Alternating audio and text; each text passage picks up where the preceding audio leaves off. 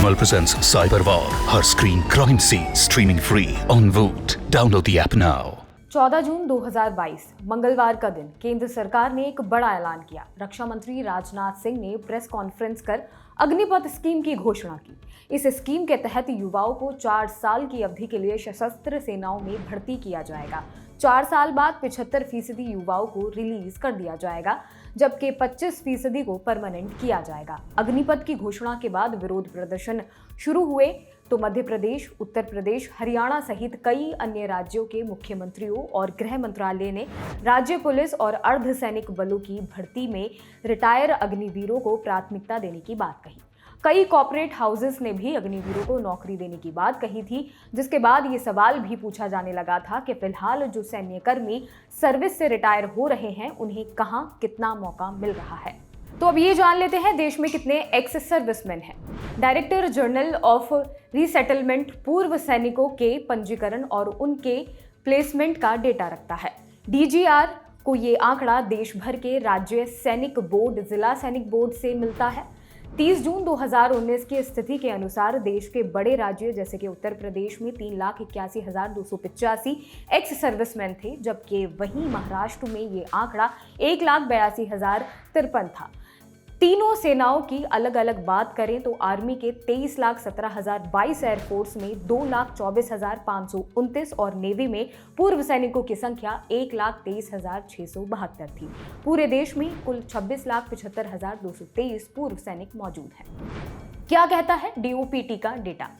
Department of personal and training DOPT के प्रावधान के अनुसार केंद्र सरकार की ग्रुप सी की नौकरियों में 10% और ग्रुप डी में 20% पद पूर्व सैनिकों के लिए रिजर्व होते हैं। सार्वजनिक क्षेत्र के बैंक, पब्लिक सेक्टर यूनिट और केंद्रीय सशस्त्र बलों में आरक्षण क्रमश 14.5% और 24.5% है।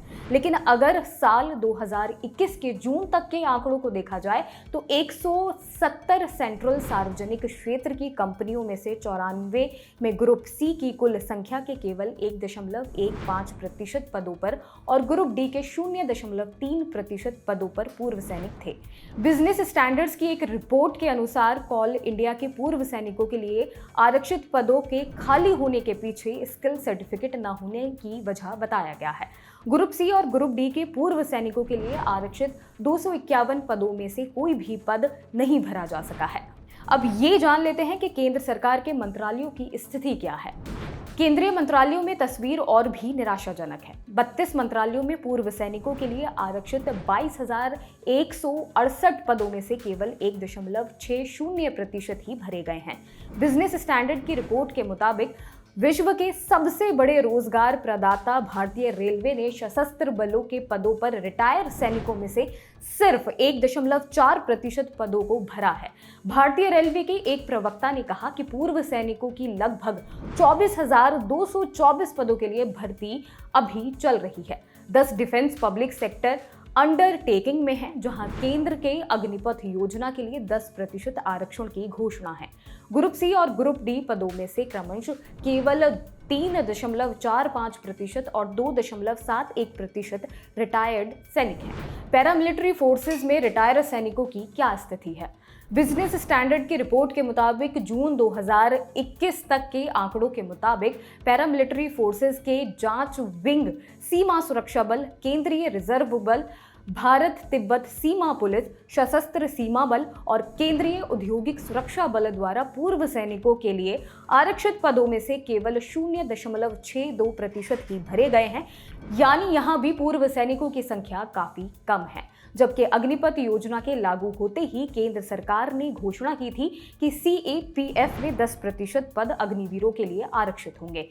बिजनेस स्टैंडर्ड की रिपोर्ट के मुताबिक सीएपीएफ के वरिष्ठ अधिकारियों ने पूर्व सैनिकों को भी भर्ती नहीं करने के पीछे मुख्य वजह संगठनात्मक बाधाओं और सेना से अलग नौकरी प्रोफाइल का हवाला दिया है।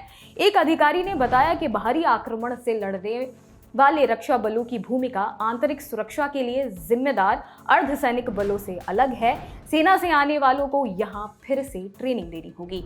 राज्य सरकारों में पूर्व सैनिकों की नौकरी की स्थिति क्या है? राज्य सैनिक बोर्ड के आंकड़ों के अनुसार दिसंबर 2019 तक बिहार, यूपी, पंजाब और हरियाणा जैसे राज्य जहां से भारतीय सशस्त्र बलों में 80% भर्ती होती है, यहां नौकरी के लिए रजिस्टर 2 लाख पूर्व सैनिकों में से केवल 1.5% को ही नौकरी मिली है। बिजनेस स्टैंडर्ड की रिपोर्ट के मुताबिक राज्य सैनिक बोर्डों के अधिकारियों का कहना है कि अधिकांश राज्यों में पूर्व सैनिक कोटे के तहत सभी पदों के लिए आरक्षण है, लेकिन वो सेना भर्ती जारी ग्रेजुएट सर्टिफिकेट को मान्यता देने के लिए इच्छुक नहीं होते हैं। वो आगे कहते हैं कि एक सैनिक, एक एयरमैन या एक सेलर कक्षा 10 के बाद सेना में शामिल होता है। सशस्त्र बल उन्हें 15 साल की सेवा के बाद ग्रेजुएट सर्टिफिकेट प्रदान करते हैं।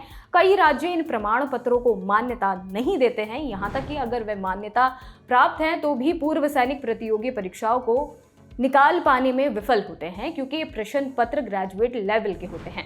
राज्यसभा में पूछे गए एक सवाल के जवाब में 18 नवंबर 2019 को रक्षा राज्य मंत्री श्रीपद नायक ने कहा था कि सरकार बेरोजगार पूर्व सैनिकों का आंकड़ा नहीं रखती है। उन्होंने कहा था कि हर साल 32 से 37 हजार पूर्व सैनिक रोजगार के लिए आर्मी वेलफेयर प्लेसमेंट ऑर्गेनाइजेशन के जरिए आवेदन करते हैं। जिन सैनिकों के पास रोजगार नहीं है, उनकी डिटेल सरकार नहीं रखती है। आपके लिए यह खबर लिखी है प्रशांत ने। मेरा नाम है फातिमा जहरा। ऐसी ही और वीडियोस देखने के लिए जुड़े रहिए लल्लन टॉप के साथ। शुक्रिया।